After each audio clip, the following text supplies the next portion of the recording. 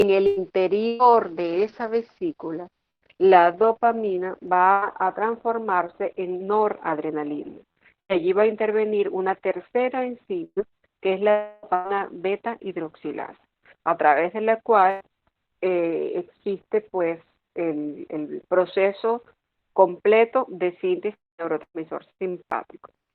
Esa noradrenalina va a permanecer en las vesículas hasta que exista un potencial de acción que permita pues que las vesículas se desplacen hacia la terminal simpática, se fusionen con la membrana de la terminal y por exocitosis se libera a la hendidura sináptica el neurotransmisor, tal cual como sucedía con parasimpático y acetilcolina por un proceso de exocitosis. Eso es lo normal que suceda en simpático.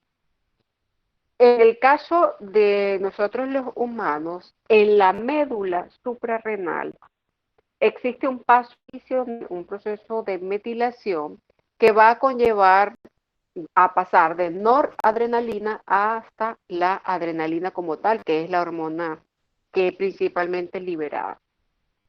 Este proceso de metilación se va a producir exclusivamente allí en estas células de la médula suprarrenal y va a permanecer la adrenalina almacenada en las células cromafines de la médula suprarrenal.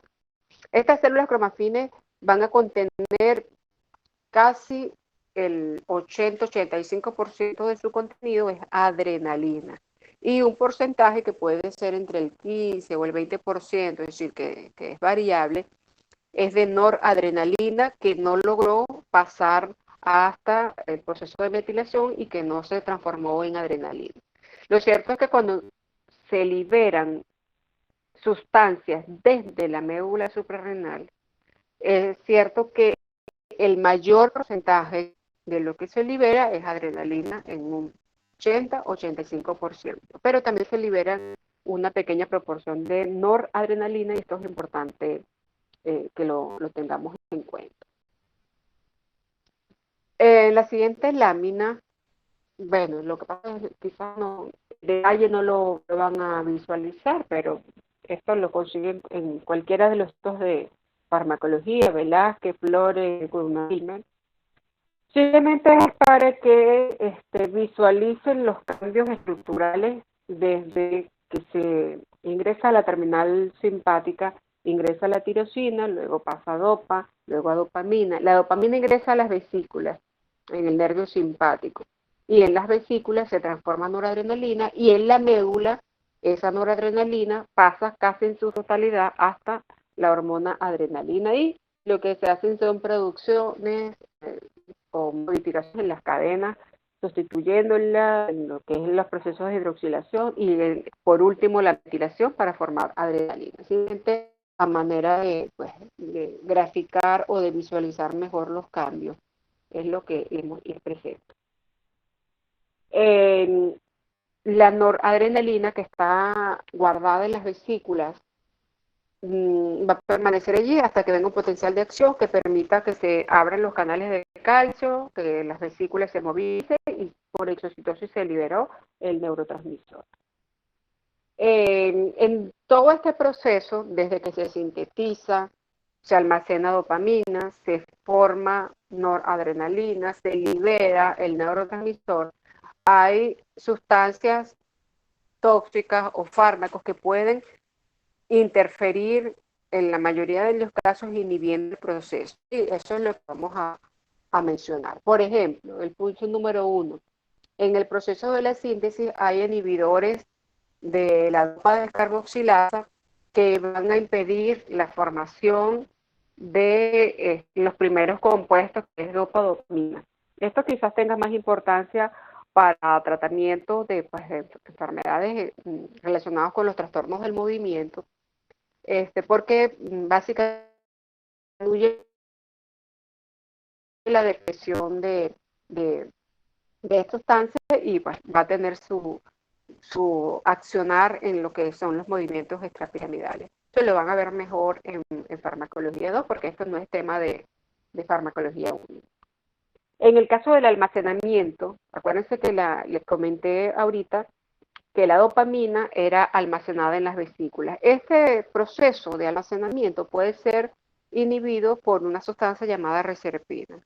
Entonces, la dopamina prácticamente se queda en el citosol, no se guarda en las vesículas y hay sustancias o enzimas metabolizadoras que pueden degradar esa dopamina y pues vamos a tener una menor cantidad de neurotransmisor dentro de la vesícula porque el proceso de almacenamiento ha sido inhibido. También tenemos sustancias que inhiben la exocitosis del neurotransmisor, generalmente utilizadas para pacientes que tienen una hipertensión severa que no responde a tratamientos convencionales, como la guanetidina, y van a impedir pues la liberación de catecolaminas. Hablamos de catecolaminas en relación a la noradrenalina, adrenalina, la misma dopamina, y otras sustancias que van a tener una estructura química similar y se llaman catecolaminas, porque esa estructura química y está en una definición. En el proceso de síntesis de los neurotransmisores se incorporan sustancias que son distintas a la tirosina y que van a traer como consecuencia formaciones de sustancias que son diferentes a la noradrenalina. Y puede producirse, por ejemplo, metildopa en vez de producirse noradrenalina. Se forma metil noradrenalina, o sea, es una molécula parecida, pero no es igual. Y ustedes recuerdan que cuando revisamos receptores, para que un fármaco se una con su receptor, debe haber una especificidad estructural y una configuración espacial que le permita acoplarse y poder activarlo. Si ese fármaco se modifica estructuralmente, quizás pueda unirse al receptor, pero quizás la activación sea menos eficaz o sea menos potente, ya tiene variación. Y en el caso de los falsos neurotransmisores, vemos el alfa-metildopa, que pues interfiere con la normal del neurotransmisor, formando metil-noradrenalina y no la propia noradrenalina, y esto por supuesto va a disminuir la actividad simpática porque no es el ligado natural. Y algunas otras sustancias, como los inhibidores de la mononucleasa, que interfieren también con el metabolismo de la catequina y disminuyen el tono simpático. Y la destrucción de las relaciones simpáticas, bueno, eso es con fines ya de investigación, eso es en las evaluaciones. Entonces, del proceso de síntesis, desde que se produce tirosina, dopamina, noradrenalina y en la médula adrenalina, puede haber una inhibición de cualquiera de estos procesos que van a derivar en disminución del tono simpático. ¿Qué quiero decir yo con disminución del tono simpático? Que en todos estos órganos en los cuales hay una activación simpática de manera fisiológica van a estar descendidos. Es decir, si yo disminuyo el tono simpático a nivel ocular, va a predominar el parasimpático y van a prevalecer los efectos. Si yo disminuyo el tono simpático a nivel vascular, bueno, va a disminuir la activación cardíaca, la frecuencia cardíaca, todo eso, porque yo estoy disminuyendo la función simpática y va a prevalecer la actividad parasimpática. La mayoría de estas sustancias con fines quizás de investigación, pero hay otros que se usan con fines terapéuticos como los inhibidores de la dopa-descarboxilasa, como la guanetidina y como la alfa-metildopa, son sustancias que usamos actualmente para tratar algunas patologías que las vamos a ir revisando de todas maneras más adelante, los vamos a volver a mencionar probablemente. Esto con respecto a esta parte hasta que se produce la neurotransmisión. Ok, ¿dudas o preguntas hasta aquí?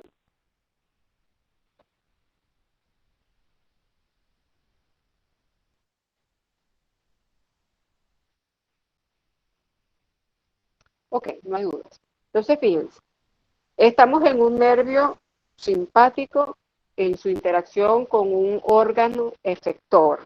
Cuando hablo de órgano efector estoy hablando músculo liso, músculo vascular, en el ojo, el músculo radial del iris, etcétera. Ese nervio libera el neurotransmisor y ese neurotransmisor va a caer en la hendidura sináptica. En esa hendidura sináptica, ese neurotransmisor se va a unir con receptores, tanto presinápticos, que son regulatorios sinápticos, que son los que producen los efectos simpáticos, es decir, la midriasis, el aumento de la frecuencia cardíaca, el aumento de la presión arterial, etc. ¿Y cómo hace la noradrenalina para ejercer todas estas acciones? Se une al receptor, lo estimula, se producen segundos mensajeros y se produce la respuesta celular. Esto es lo normal que suceda y es lo que va a responder al efecto biológico de las drogas que tienen un efecto simpático. ¿A través de cuáles receptores? Bueno, ya los receptores los vimos en las primeras clases de autónomo. Yo mencioné cuáles eran los receptores colinérgicos, que era la nicotina y la muscarina, y muscarínico, y mencioné cuáles eran los receptores simpáticos, que eran los receptores. De todas maneras, los volvemos a mencionar para traerlos al presente y recordar. Entonces, de acuerdo al dibujo, el esquema que tenemos aquí, tenemos el ovalado, es el receptor, la terminal presináptica, en la cual se sintetizó el neurotransmisor, se guardó en la vesícula, que está aquí en el centro, y cuando hay un impulso que permite la apertura de los canales de calcio, este calcio pues permite que por un proceso de exocitosis la noradrenalina sea liberada a este espacio que es la hendidura sináptica.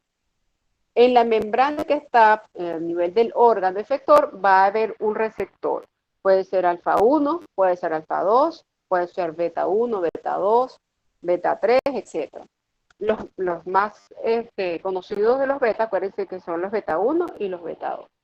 Entonces, ese receptor se va a activar por la presencia de ese neurotransmisor y se va a producir el efecto.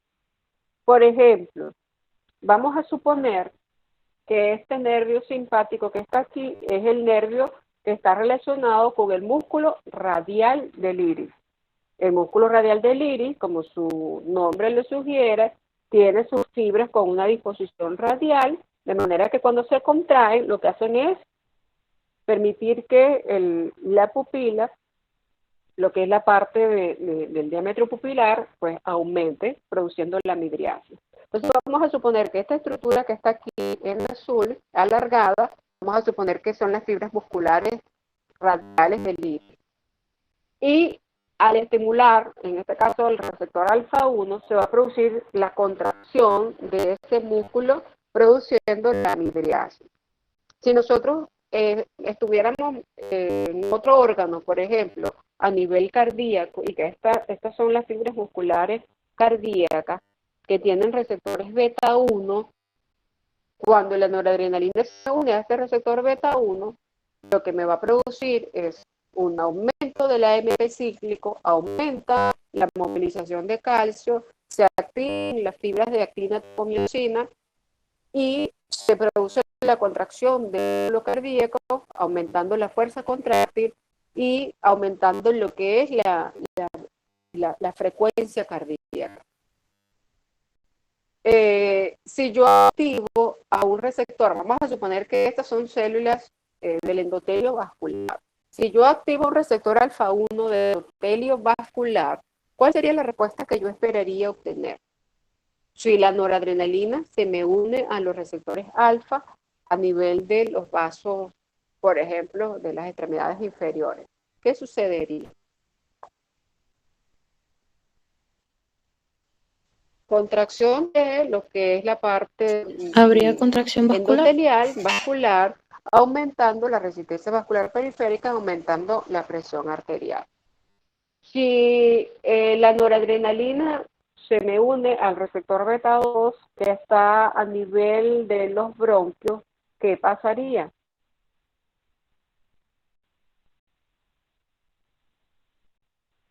¿Cuál es el efecto del sistema nervioso simpático a nivel bronquial? Sería una broncodilatación. Una broncodilatación, exacto. Broncodilatación. Entonces, todo esto es lo que sucede cuando la noradrenalina se une a todos estos receptores y me va a producir estos efectos. Si el efecto se produce porque yo tuve una situación de estrés y mi médula suprarrenal liberó adrenalina, va a suceder lo mismo. Es decir, esa adrenalina se va a liberar al torrente sanguíneo y del torrente sanguíneo se va a dirigir a todos esos receptores que están ubicados a nivel periférico, llámese ojos, corazón, pulmonar, las vísceras gastrointestinales, y va a producir los efectos simpáticos, aumenta la presión arterial, la frecuencia cardíaca, se me dilatan las pupilas, etcétera, y se van a producir todas estas acciones. Entonces, eso es lo normal que sucede cuando se estimula el sistema nervioso simpático. ¿Se entendió? ¿Me expliqué bien? Sí, doctora. Okay. Entonces, estos efectos del sistema nervioso no son permanentes. Acuérdense que estamos hablando de un sistema de alta precisión. Todo este proceso de neurotransmisión es efectivo porque se libera el neurotransmisor, estimula el receptor e inmediatamente cesa el efecto, porque hay mucha regulación. Si esto no tuviera una regulación y fuera descontrolado, entonces se libera adrenalina y se libera y se libera, entonces esto va a causar enfermedad. No, esto es autorregulado.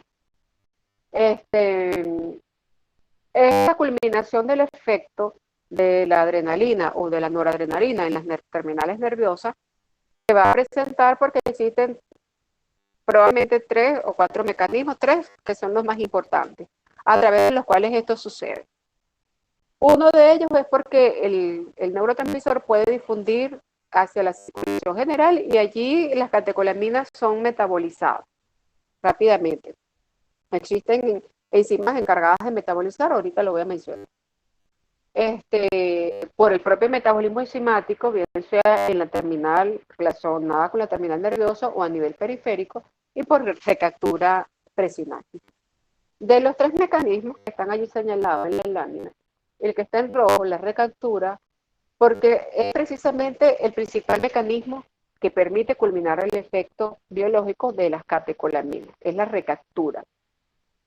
¿Okay? Entonces, el metabolismo enzimático se puede producir por 2 enzimas principales, que son la catecol-oximetiltransferasa, que se abrevia así como está allí, COMT-COM, y por la monoaminooxidasa, que es la que está abreviada como MAO.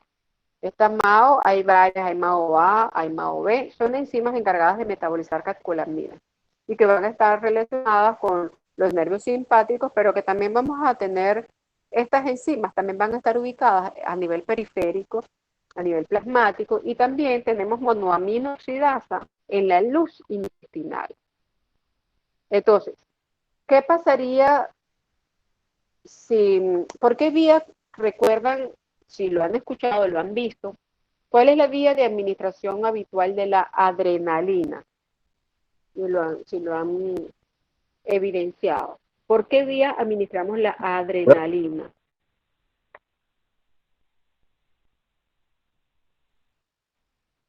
La vía endovenosa. Creo que Okay. por bien Intramuscular. ¿Por cuál otro? ¿Tú eres Luis Francisco? Soy doctora Luis Domínguez. Ah, ok. Ok, Luis, tú estuviste allá en la clase.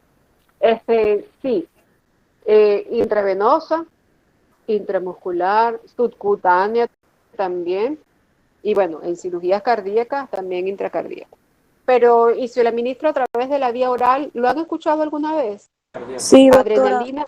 escuché, leí que si la administran por vía oral, entonces como en el intestino hay las enzimas MAO, ella pierde su estructura base, entonces disminuye su biodisponibilidad. Se metaboliza, exacto. Ok, eso es un metabolismo de primer paso. De primer paso. Exacto. Se metabolizan en la luz intestinal.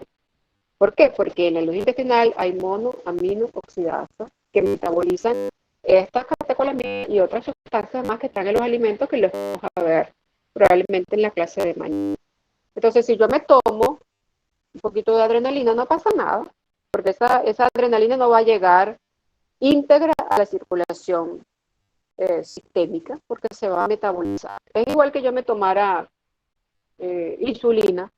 La insulina es una proteína, va a ser digerida por los jugos gástricos y no va a llegar insulina a nivel plasmático. Sería muy bueno si pudiéramos tomar insulina y tuviera efecto cuando los diabéticos no tuvieran que inyectar. Entonces, bueno, para concretar, las catecolaminas, incluyendo adrenalina, noradrenalina, son metabolizadas por varias enzimas, incluyendo la MAO, que puede estar en la luz intestinal, en plasma, etcétera, y la catecoloximetiltransferasa. Hay otras dos, que es la aldehído deshidrogenasa y la aldehído reductasa, que forman parte ya de los procesos finales en el metabolismo a nivel pues, de los distintos órganos. Y todos los metabolitos que se producen por la acción de estas enzimas se pueden eliminar a través de la y se metabolizan rápidamente.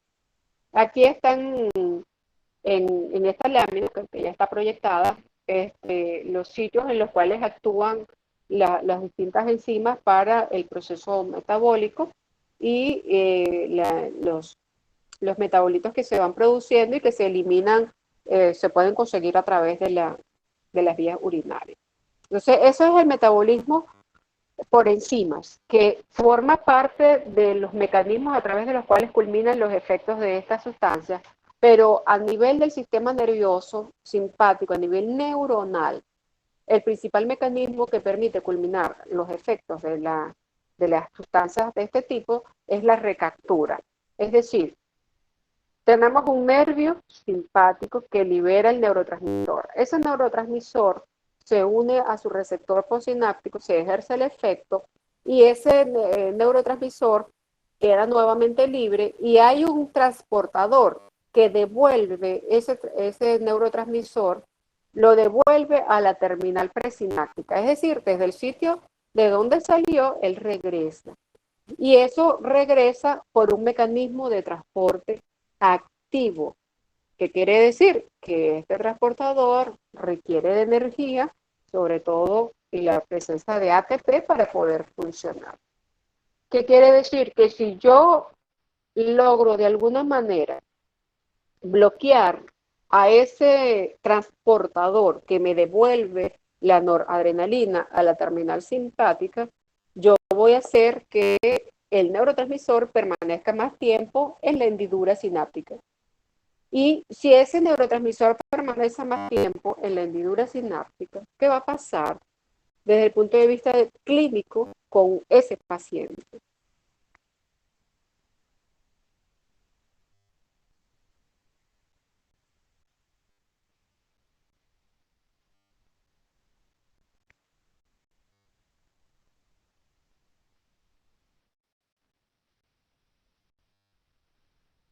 Pregunto nuevamente, si yo tengo una sustancia que me bloquea la recaptura del neurotransmisor y ese neurotransmisor se queda en la hendidura estimulando a esos receptores simpáticos, ¿qué puedo esperar encontrar en el paciente? Hay un mayor efecto simpático. Y ok, exacto. Y entonces, ¿qué síntomas puedo yo ver en el paciente? En el cual va a prevalecer la actividad simpática por encima de su nivel fisiológico. Midriasis, aumento de la frecuencia. Diaforesis no. Acuérdense que la diaforesis es parasimpática. Aumento de la frecuencia cardíaca. Okay. Aumenta la resistencia vascular. Taquicardia, como mencionaron allá, aumenta la frecuencia cardíaca. Puede haber aumento de la frecuencia respiratoria. Okay. Puede haber aumento de la sudoración, pero es la sudoración que llamamos nerviosa, pues para que se nos quede grabado. Cuando nos ponemos nerviosos, ¿qué suda? Las manos. Las manos, ¿verdad? Las palmas, las plantas, las axilas, es la sudoración nerviosa. Entonces, cuando estamos asustaditos, aumenta la sudoración en las axilas y en las manos. Bueno, hay gente que suda mucho, entonces le da pena darle la mano a alguien porque está muy sudado. Esa es la sudoración que se produce cuando se activa el sistema nervioso simpático. Porque la sudoración generalizada, la sistémica, es por actividad colinérgica, que Para, allá hay una innervación particular, pero es colinérgico. Ajá. no, eso era lo que le iba a preguntar, doctora, que más que todo la diaforesis y la diarrea son parte del síndrome colinérgico. Exacto, por hiperactividad parasimpática. Pero cuando estamos nerviosos, sí se nos suben las manos. Entonces, hay midriasis, taquicardia, aumenta la presión arterial, nos suban las manos. ¿Qué pasa con la mucosa oral cuando estamos muy asustados? ¿Qué pasa? No hay saliva, no se produce saliva. Disminuye la secreción salival, se nos ponen las bocas secas, ¿ok? Entonces, todas esas acciones son mediadas por el sistema nervioso simpático. Entonces, si una persona se expone a una sustancia que me bloquea la recaptura del neurotransmisor, ese neurotransmisor se va a quedar allí aumentando su vida media en la hendidura y esto me va a producir un aumento de la actividad simpática. Y esto es lo que hace drogas como la cocaína. Entonces, si ya yo sé esto, yo no me tengo que estudiar la clínica de una intoxicación por cocaína, porque ya yo sé qué clínica debe tener un paciente que está bajo los efectos de cocaína. Bueno, las pupilas midriáticas, está taquicárdico, está taquipneico, le suben las manos y el paciente está así, agitado, como pendiente, como no es que va a estar alerta, pendiente, pensando, no, va a estar hiperactivo. ¿Ok? ¿Qué pasa con el apetito y el sueño con las personas que están en esta situación de hiperactividad? Le disminuye el apetito Disminuye el apetito y pierden el y sueño. disminuye la concentración ¿Ok? también. Y disminuye la necesidad disminuye el sueño, disminuye la necesidad de dormir. Entonces, esto sucede porque estas sustancias tienen la capacidad de penetrar el sistema nervioso y me estimula también a los receptores simpáticos que están en las vías neuronales centrales, por ejemplo, las relacionadas con el sistema activador reticulador ascendente, que es el sistema de sueño-vigilia, y con el centro del apetito. Entonces, una persona que está usando cocaína y otras sustancias similares que vamos a estar viendo, va a estar así. Entonces, tú lo ves que está en alerta, ¿no? Entonces, esa es la actitud. Y en el sistema nervioso hay varias vías neuronales que están conectadas, es decir, que no son exclusivas o que comparten muchas acciones con neurotransmisores.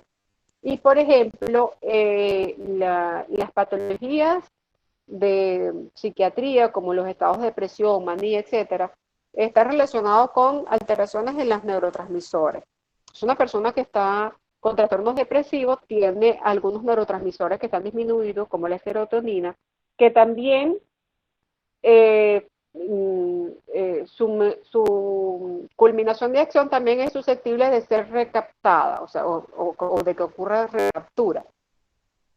Entonces, cuando una persona tiene trastornos depresivos, que tiene bajos niveles de serotonina, y por ende se producen estas manifestaciones en la esfera emocional, yo le doy al paciente un antidepresivo que lo que me hace es bloquear la recaptura de serotonina y el paciente va pues, a aumentar su estado de ánimo. Pero este efecto no es inmediato, eso tarda por lo menos 2 semanas, por eso es que los antidepresivos tardan un par de semanas en empezar a actuar. Muchos fármacos que son antidepresivos son selectivos para evitar que se recapture la serotonina, que es la sustancia relacionada con la depresión.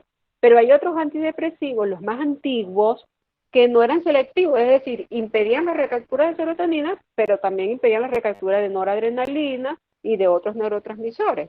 Entonces, mejoraban el estado de ánimo, pero hay efectos adversos. Por ejemplo, si el paciente es hipertenso y está deprimido y tú le das un antidepresivo de estos viejos, mejora su estado de ánimo, pero puede alterarle un poco su presión arterial, porque tiende a aumentar la actividad simpática. Eso es lo que pasa con los antidepresivos antiguos que llamamos tricíclicos, son antidepresivos de las generaciones más viejas, como la imipramina que está allí señalada en la lámina. Entonces, la imipramina es un antidepresivo de los antiguos que impide la recaptura de su neurotransmisor relacionado con la depresión, pero que también inhibe la recaptura de la noradrenalina. Entonces vamos a tener allí efectos adversos. No quiere decir que no se puedan usar, tengo que tener cuidado en qué paciente los voy a usar. Si es un paciente joven que no es hipertenso, probablemente no hay problema. Y la cocaína, que como bien saben es una droga de abuso porque produce dependencia física y mental, va a producir simplemente una hiperestimulación simpática. Por eso el paciente se pone flaquitico, el paciente que empieza cada vez a consumir más cocaína porque pierde el apetito. Entonces hay menos ingesta calórica y el paciente empieza a perder peso. El paciente no duerme porque el paciente tiene su sistema activador ascendente pues muy activo y el paciente cuando está bajo los efectos de la droga, de las pupilas midriáticas, ¿okay? Y la hiperactividad, puede hacer taquicardia, etc. Entonces esos son los efectos de impedir que culmine el efecto del neurotransmisor. Y esto vale para algunas otras sustancias que vamos a ir mencionando. ¿Estamos claros con este proceso de modificación de la actividad de neurotransmisión? La recaptura.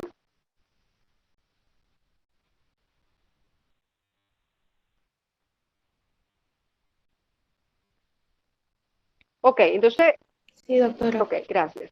Entonces, todas estas acciones Sí, doctora. que se producen por la activación del sistema nervioso simpático es gracias a los receptores, que los voy a mencionar otra vez ya para culminar la clase, simplemente para recordar porque ya los vimos en clases anteriores. Estos receptores son los receptores alfa y los receptores beta, que van a estar con distribuciones variables. Tenemos los receptores alfa 1.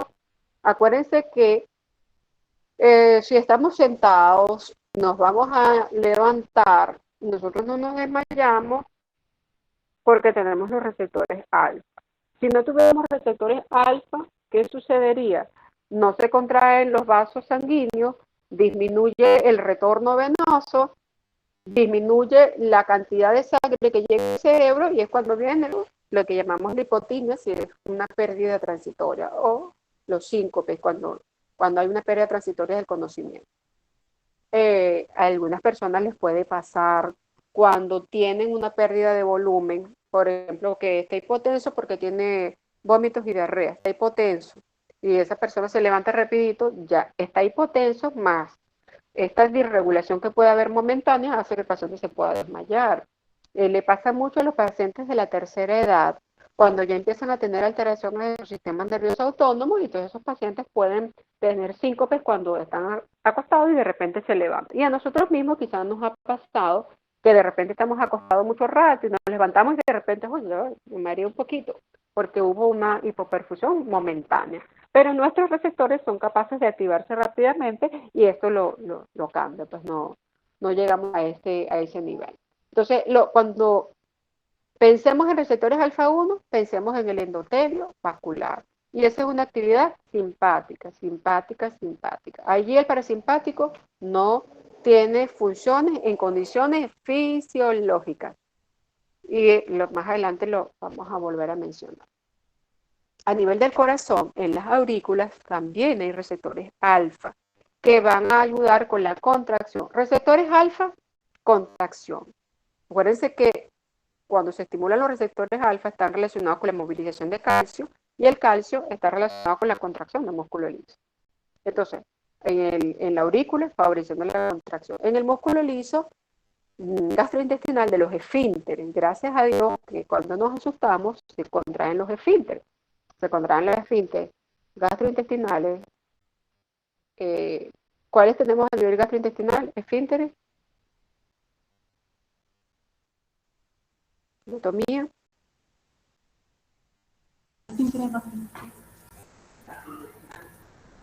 ¿Cuál? Luz. El esfínter pilórico. El esofágico. Esfínter pilórico. Esofágico, pilórico y el anal, ¿verdad? El anal, sí. El anal. A nivel genitourinario, bueno, el esfínter urinario. Entonces, nos asustamos, afortunadamente, esos esfínteres se contraen. Disminuyen también las contracciones gastrointestinales, o sea, disminuye un poco las contracciones.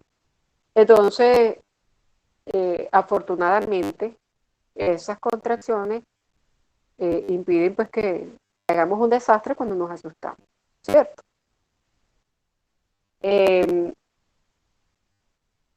Cuando ustedes se asustan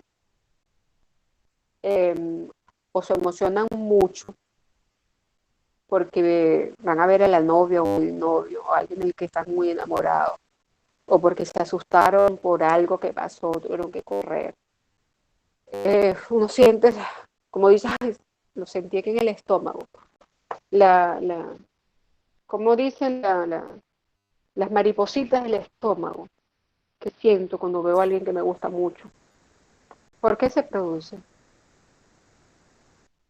¿Alguien sabe?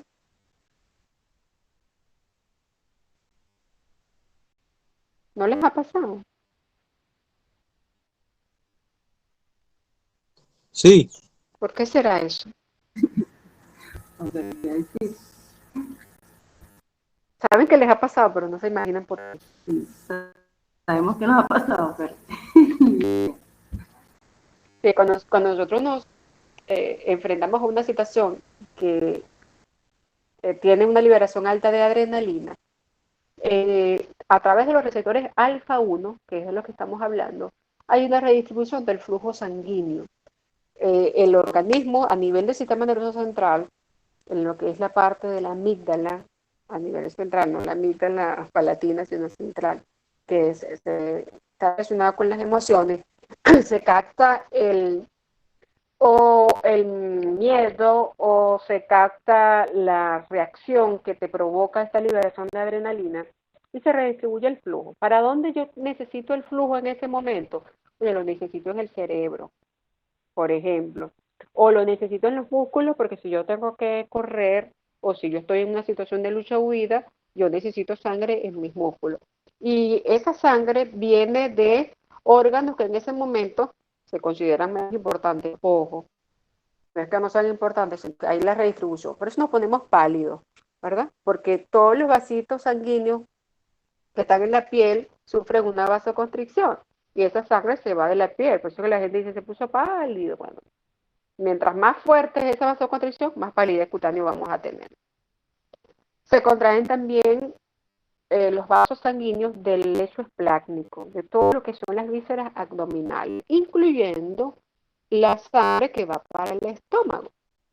Entonces, esa fuerza contráctil de los vasos sanguíneos del estómago, lo sentimos como que, uy, las maripositas del estómago. Es simplemente una disminución brusca del flujo sanguíneo hacia las vísceras intraabdominales, lo sentimos allí a nivel del estómago, porque la sangre se redistribuye hacia otros órganos como el cerebro y el tejido musculoesquelético. Eso, alitas de mariposa, es simplemente eso. Entonces yo puedo sentir estas maripositas cuando estoy emocionada, porque estoy liberando adrenalina, porque alguien me gusta mucho, porque estoy asustada, porque voy a presentar el examen de farmacología y no he estudiado nada, entonces tengo las alitas ahí de las mariposas. Entonces, estas son las reacciones normales. Hay gente que lo siente más, que es más sensible. Y también depende del tono simpático parasimpático que tenga la persona previo a el evento de estrés. Por ejemplo, que cuando se asusta le dan ganas de ir al baño. Que cuando está nerviosa ya va como el baño, va, micciona. Y se quedan como al ratico, ya otra vez que voy a mencionar. Esos son personas que desarrollan una hiperactividad de vejiga por estrés.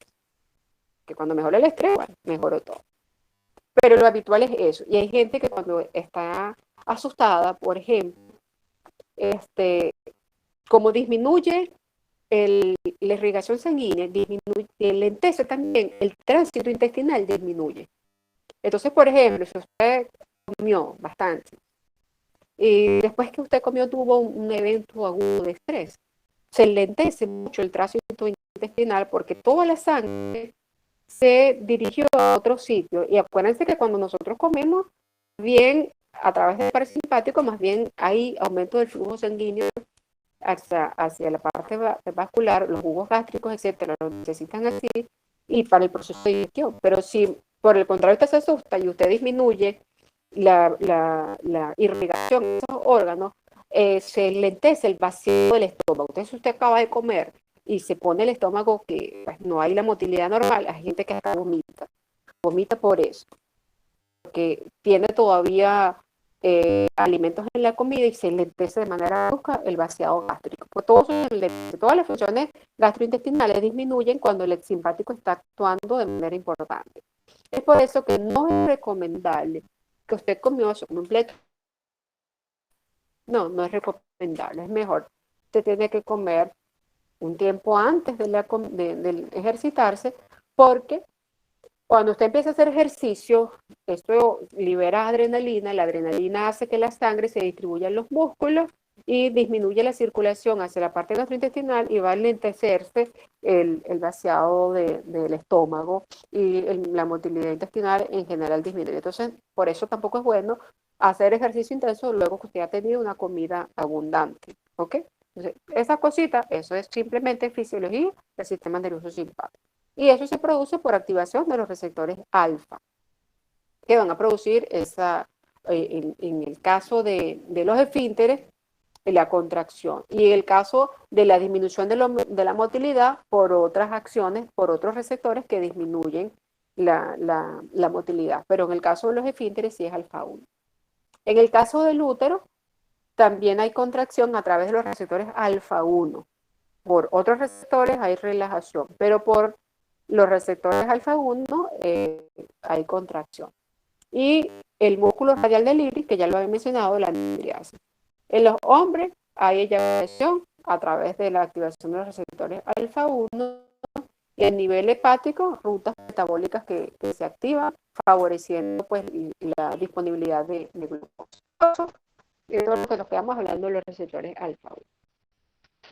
Los receptores alfa 2 quizás tengan más importancia generando un efecto de regulación de la neurotransmisión, que cuando son estimulados disminuye más bien la liberación del neurotransmisor por un mecanismo autorregulatorio. Y lo podemos conseguir en otras estructuras periféricas, favoreciendo, por ejemplo, la agregación plaquetaria o a nivel de riñón y páncreas, ya con otras acciones de tipo hormonales. Los receptores beta, acuérdense que están ubicados aquí los receptores beta que están ubicados en miocardio, favoreciendo la frecuencia cardíaca y la velocidad de conducción también se aumenta. El músculo liso de bronquios, por ejemplo, broncodilatación, etc. Entonces son las acciones mediadas a través de estos receptores. Eso con respecto a todo lo que es la regulación o la activación del sistema nervioso. Bueno, simplemente les traía a modo de recordatorio porque ya lo vimos. La activación del sistema nervioso simpático, el sistema nervioso central, como está señalado acá en la lámina, está la figurita del cerebro, favorece la atención, aumenta quizás el patrón respiratorio, disminuye el apetito y está relacionado con otros patrones hormonales que la vamos a ir viendo. Lo que hace que el paciente esté más alerta. Esto, por supuesto, es para las drogas que pueden atravesar la barrera hematoencefálica y estimular el sistema nervioso. A nivel de otros órganos, por ejemplo, a nivel de riñón, pues ya lo dije, la secreción de renina, hay vasoconstricción por receptores alfa 1, a nivel cardíaco, el efecto cronotrópico e inotrópico positivo, etc. Entonces, todas estas acciones, bueno, eso simplemente es un resumen de lo que ya mencioné anteriormente. A nivel de la cavidad oral, menor salivación, etc. Todas estas acciones que ya acabo de mencionar. ¿Dudas o preguntas al respecto? Esto es la neurotransmisión. Esto es lo que sucede en los procesos fisiológicos y cuando se activan, estas son las acciones que pueden mediar. Entonces, ¿dudas o preguntas al respecto de lo que acabamos de revisar?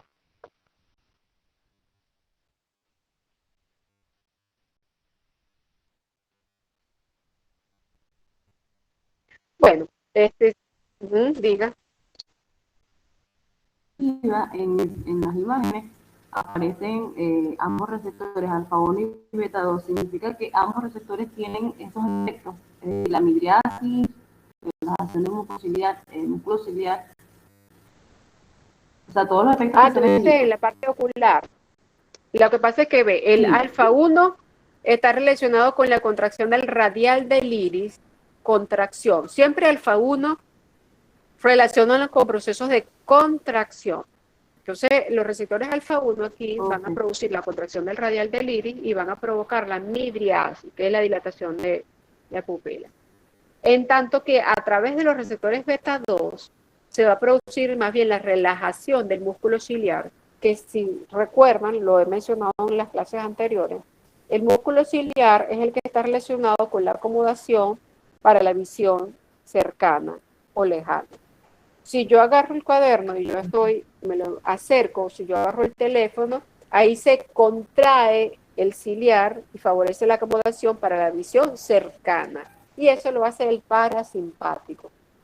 Pero cuando se activa el simpático, en vez de contraerse, lo que hace es relajarse.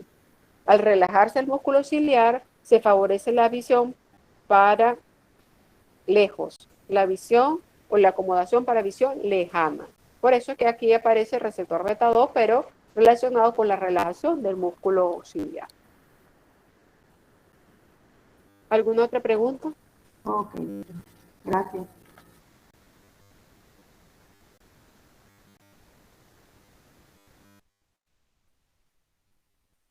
Bueno, si no hay más preguntas, entonces esto es lo que es el proceso de neurotransmisión simpática. Mañana estaríamos revisando ya drogas que tienen efecto en la actividad simpática, empezando a hablar sobre la adrenalina, que es el prototipo de los agonistas adrenérgicos, y a partir de ahí pues vamos a mencionar a otras drogas que tienen importancia en las aplicaciones terapéuticas actuales. Si no hay más preguntas, bueno. Pero, Ajá. profe, en cuanto a esa clase de mañana que revisaríamos, ¿va a ser presencial? No, online también. Ah, ok. Gracias. Ok. ¿Alguna otra pregunta?